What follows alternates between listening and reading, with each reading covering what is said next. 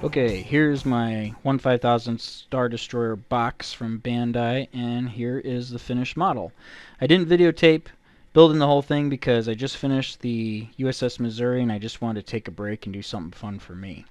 It's out of the box except for obviously the base, which is a stomp box aluminum box that I drilled a couple holes in for the copper stand, an on-off switch, and then a 6-foot DC power cord. My wife was generous enough to print out the Imperial emblem on her cricket for me, so I got a little bit of extra detail there. So that stuff is not out of the box, but here's the ship, and you can get a good look at it from there. Painting, you go watch one of Plasmo's videos and see how to do this, but I will give you a rundown.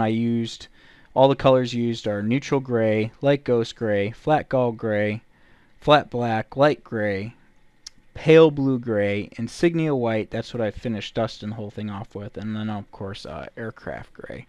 All those colors are used to create all the different panels and tones and everything that you see here.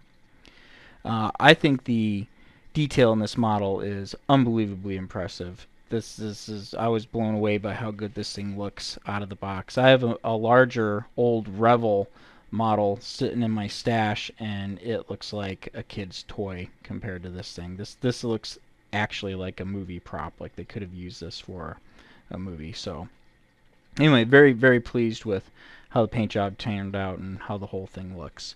Here again is a view of the back. Can't really tell there, but the big 3 engine nozzles, I painted the inside of those white and then gave them a dark wash, similar to like a modern jet exhaust.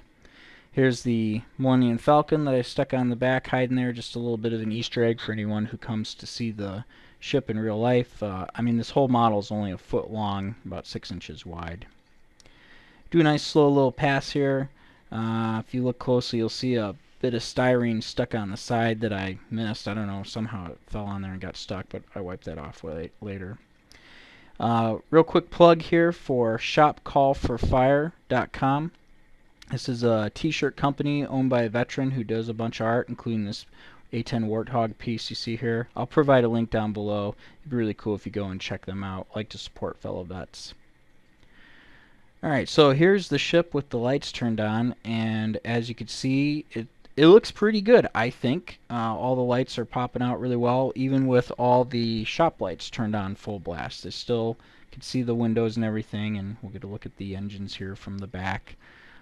Yeah, this is a pretty good representation of what it looks like to the eye. The camera's doing a good job. The next shot here, we'll put some sounds on that'll make it a little more interesting. I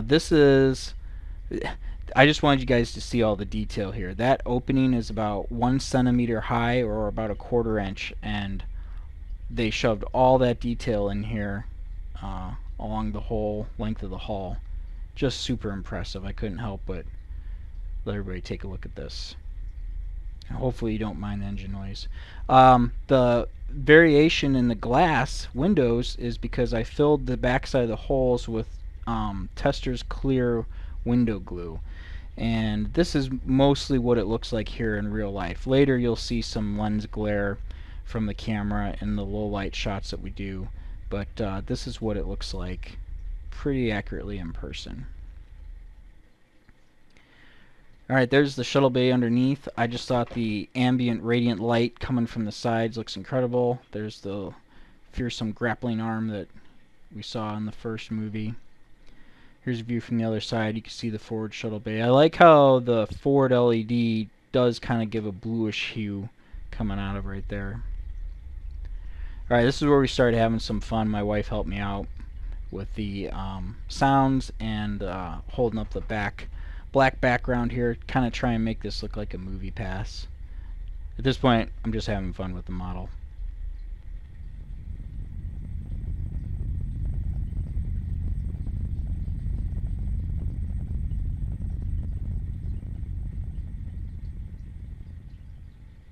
Here in the low light you can see a little bit more lens flare. That area up at the top of the ship I wasn't able to backfill with the clear glue, so you're looking through the natural holes right at the LED light, which is why it's so bright. But I still think it looks pretty cool. In real life it's not quite this intense. This pass I was trying to replicate that first time you ever see a Star Destroyer in the opening scene of Star Wars. But I also like how you could see all the detail underneath and the different colors on the panels. I did not give this ship a wash. What you're seeing right there is just the natural paint job. Again, having fun with the engine noises. I think it's cool. Here's a close-up of the Millennium Falcon.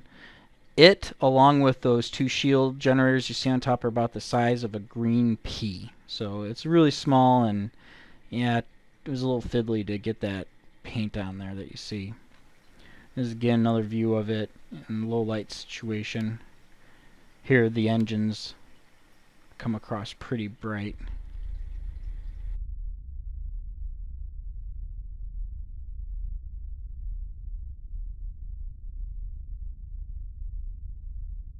Alright, that's it. One last look. Thank you very much for watching. Hope you enjoyed this build. Next episode will probably be the first video for the Titanic model.